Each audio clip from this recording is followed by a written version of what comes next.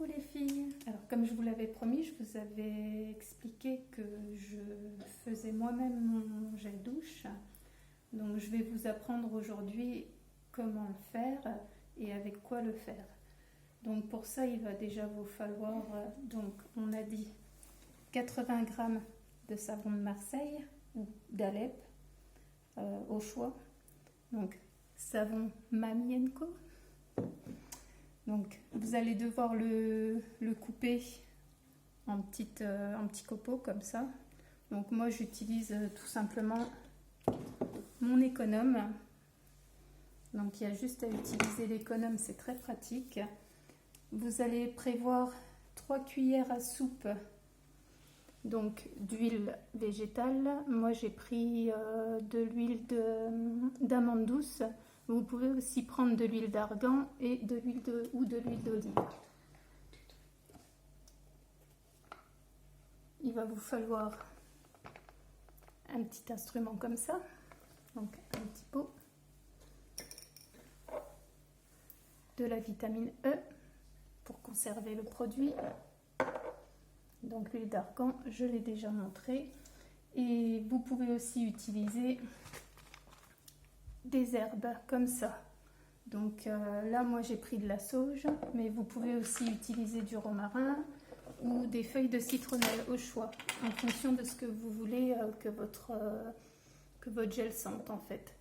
Et Lucas veut du citron, donc je vais prendre un peu d'huile essentielle de citron. Ah mon loup. Lucas il est là. Dis bonjour. Salut. Il va m'aider à faire la préparation pour vous montrer. Donc vous allez avoir besoin donc du coup de 2 casseroles pour faire un bain-marie. Donc là moi j'ai déjà préparé mes casseroles. J'ai déjà infusé par avance donc mes feuilles de sauge et dans 400 ml d'eau. Donc 40 centilitres ou 400 ml. Voilà, c'est la même chose. Donc c'est déjà infusé, c'est prêt. Donc là du coup, je vais allumer ma petite plaque.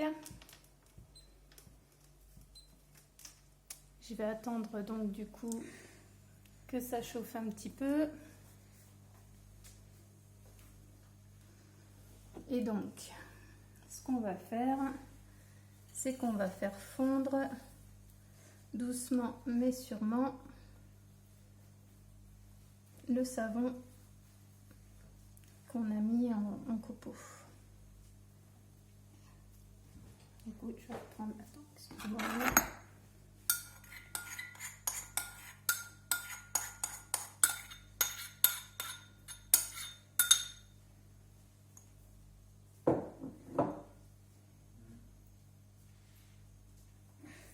Lucas.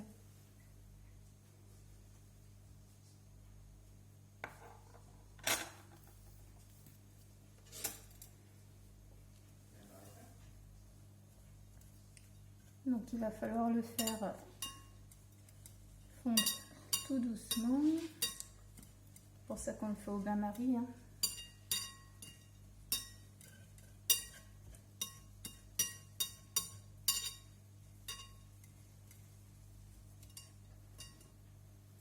Donc comme je vous ai dit, je récapitule. Donc il vous faut 80 g de savon en copeaux. Il vous faut 400 ml d'eau dans lequel vous allez faire infuser donc vos herbes, que ce soit la sauge, que ce soit le romarin ou que ce soit la citronnelle, au choix. Ensuite, il vous faut donc, on a dit, 3 cuillères à soupe d'huile végétale, donc au choix, argan, huile d'olive, ou là moi j'ai pris de l'amande douce. Alors évitez la noix de coco parce que la noix de coco se solidifie contrairement aux autres huiles. D'accord? Donc après vous faites vraiment en fonction de vos choix, de vos besoins, de vos envies.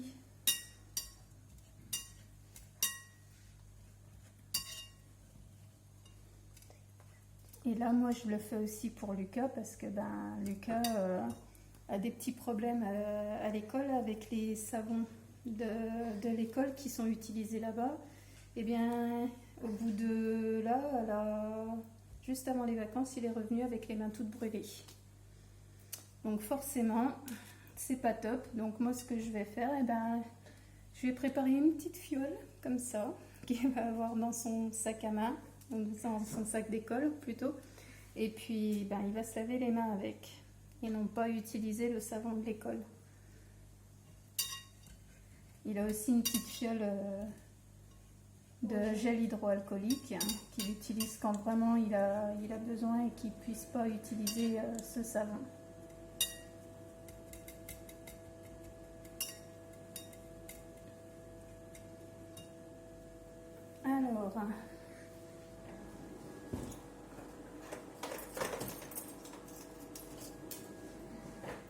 Alors, juste une chose, ce savon, on va dire ce gel, ça ne sera pas forcément un gel hyper moussant. D'accord? Donc, il ne faut pas vous attendre à avoir un gel comme dans le commerce et qui mousse, mais par contre, il est ultra lavant, ça, il n'y a pas de souci. Il va sentir bon parce que, bien sûr, vous allez mettre ce qu'il faut dedans et de façon à ce que le parfum vous plaise. Et mis à part ça, voilà, ça n'a rien à voir avec les gels du commerce. D'accord? On est d'accord? C'est du 100% fait maison. Voilà, donc là, moi, ça commence déjà à se dissoudre un petit peu. Je vais l'aider un peu.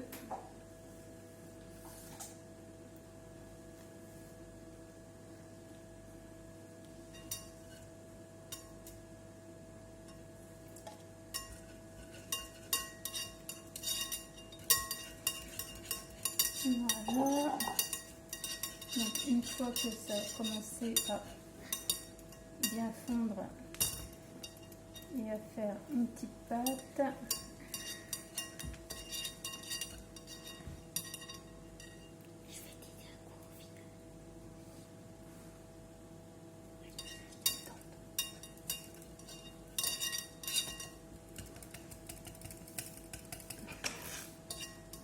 tu peux m'aider à mettre l'huile, mon loulou?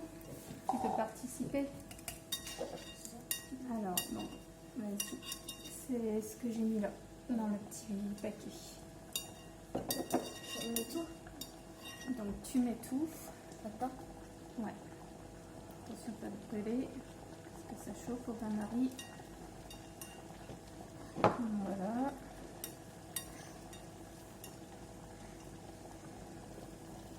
Je vais prendre la petite cuillère en bois.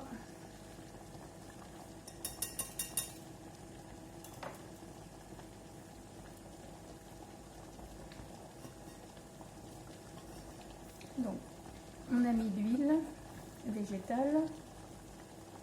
On remet bien. Toujours important de bien remuer.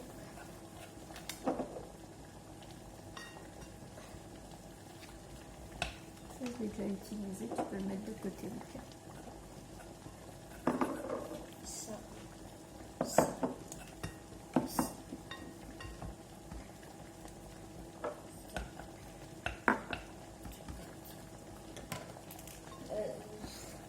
Le savon, en fait, avec quoi? Parce que ça sert à quoi?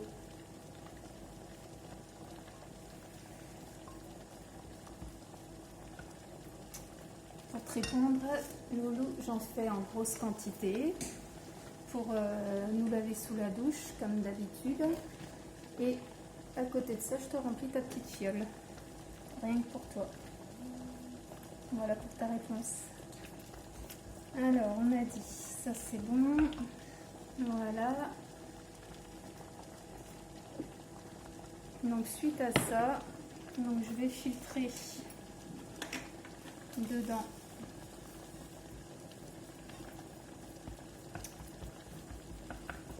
ma petite infusion avec mes herbes. J'ai laissé infuser, donc les herbes sont dedans, donc je dois les filtrer.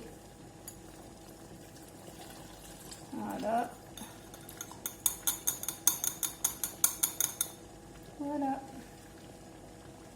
Et donc, je vais continuer à touiller légèrement, de façon à ce que tout fonde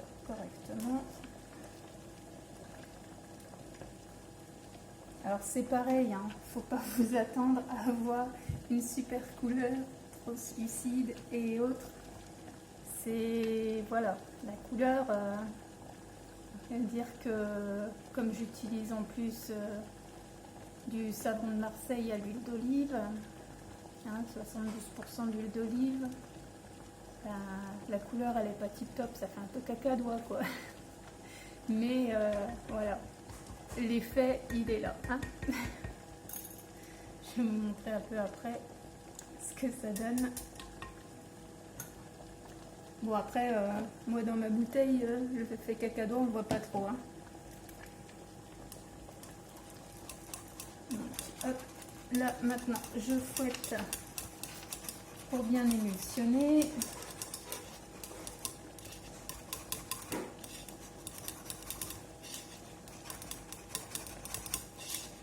Donc ça va mousser, c'est normal, il faut bien faire mousser.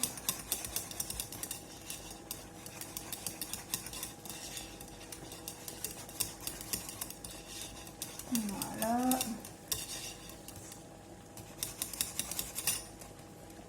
Donc, si je casse mon fouet, ça va pas le faire. Allez.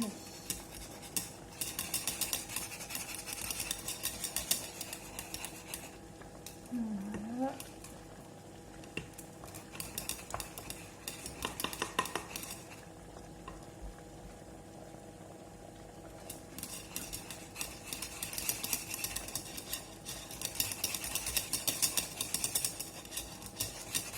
Alors la menthe douce, hein, bien sûr, c'est pour apporter le côté hydratant. D'accord.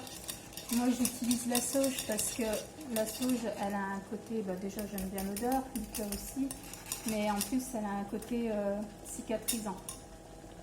Donc elle a un petit avantage aussi. Et ensuite, bien sûr, hein,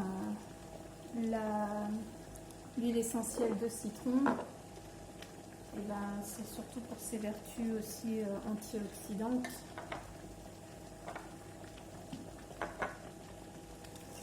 Et astringente. Voilà, donc là c'est déjà bien fondu. J'en ai pas fait une grosse quantité, hein, d'accord. Si vous voulez en faire plus, bien sûr, vous doublez les doses.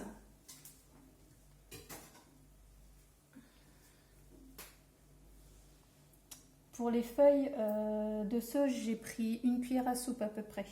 Je précise quand même parce que je ne suis pas sûre d'avoir précisé tout à l'heure qu'il fallait une cuillère à soupe pour les feuilles. Donc quoi que vous utilisiez, une cuillère à soupe de plante. D'accord?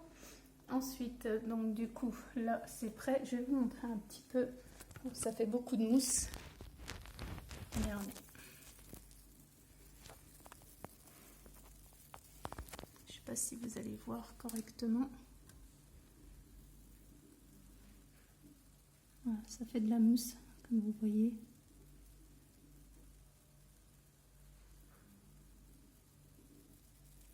Voilà.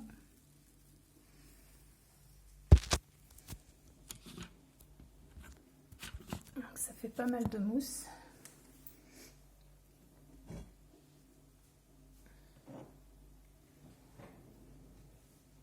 Je vais vous le filtrer, je vais vous le passer dans un...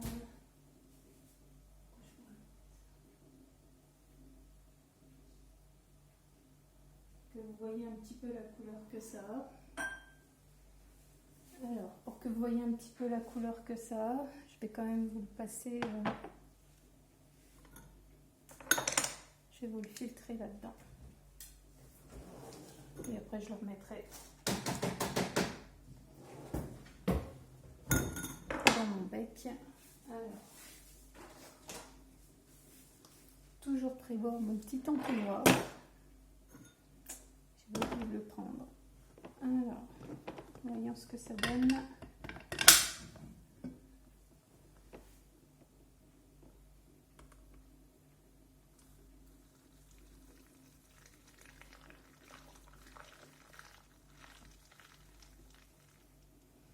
Voilà, c'est vraiment pour vous montrer un peu la consistance.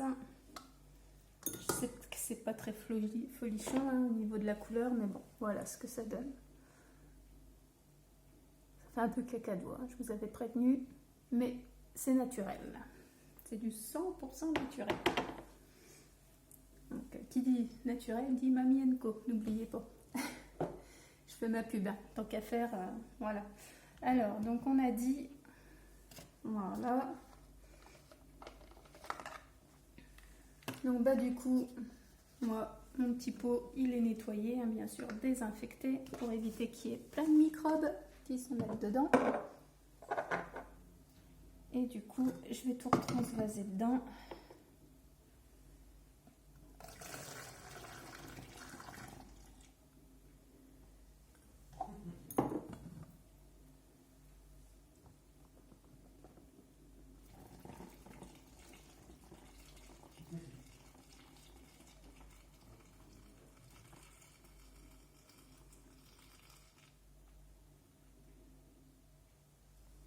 Voilà, donc ça c'est fait.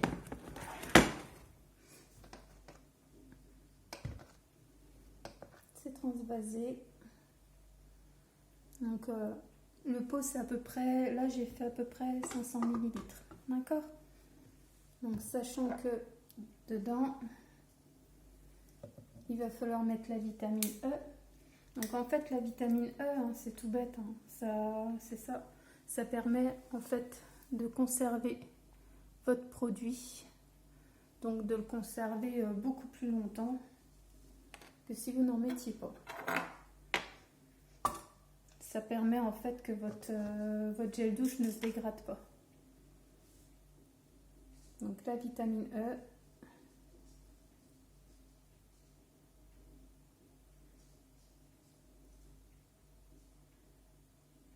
Et bien, on en met à peu près une cuillère à soupe. Voilà. C'est très épais la vitamine E. Donc c'est pas évident. Ça fait un peu comme du sirop. D'où le fait qu'il vaut mieux avoir un entonnoir. Voilà. C'est vrai que ça ressemble à du sirop. On dirait du sirop d'agave même.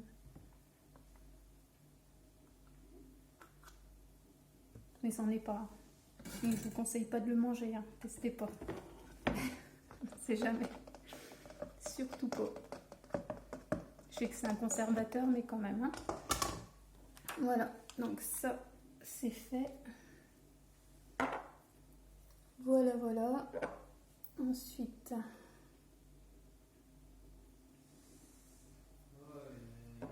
Alors pareil, si vous voulez, vous pouvez aussi rajouter du miel. Pour adoucir encore le côté du gel douche, vous pouvez très bien mettre un peu de miel. En plus, c'est très bon pour la peau. Là, j'en ai pas, mais c'est vrai que j'ai que du solide en fait, donc je vais pas le mettre. Mais quand j'ai du liquide, j'aime bien en mettre un petit peu. Donc vous pouvez en rajouter une cuillère à soupe ou deux au choix, comme vous aimez en fait, suivant la consistance que vous voulez obtenir. D'accord? Et donc là, en fait, moi, là, je vais attendre un petit peu. Mes huiles essentielles, je ne les mets pas tout de suite. En fait, j'attends que le produit soit bien tiède, on va dire, parce que si je cuis les huiles essentielles, ça ne servira à rien. Et leur pouvoir, malheureusement, ça va abîmer le pouvoir qu'elles ont. Donc du coup, je vais attendre maintenant que mon gel douche soit, on va dire, un peu plus tiède. On va dire, ouais, tiède, température tiède. D'accord. Et puis après, il va passer la nuit donc au frigo. Si vous pouvez le mettre 2-3 jours au frigo, c'est bien. Sinon, vous le laissez juste la nuit, c'est pas mal aussi. D'accord. Vous le secouez un bon coup le lendemain matin pour bien le désolidifier au cas où le froid l'est un petit peu solidifié, parce que c'est quand même du savon à l'huile d'olive, du savon de Marseille. Et voilà. Et votre gel douche, il sera prêt. Voilà. Merci. Bye bye.